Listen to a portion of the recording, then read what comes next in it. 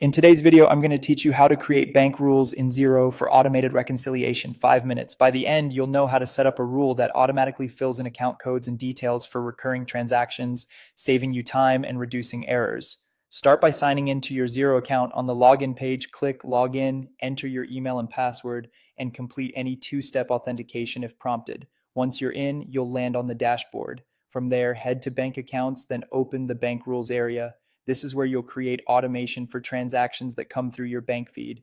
Click Create Rule. You'll see three choices: spend money, receive money, and transfer money. Spend money covers outgoings like subscriptions or utilities. Receive money is for deposits such as customer payments. Transfer is for moving funds between your own accounts.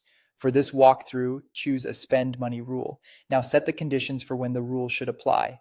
You can trigger a rule based on details like payee, description, reference, or amount. For example, if the bank description contains a vendor name or a keyword like subscription, the rule will kick in.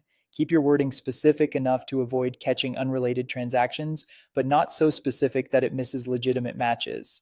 If the same vendor varies slightly in the description, consider using contains with a reliable keyword. Next, complete the allocation details. Choose the expense account you want to post to, select the appropriate tax rate, and add tracking categories if you use them. If a transaction needs splitting, set fixed amounts or percentages so Xero allocates it correctly every time.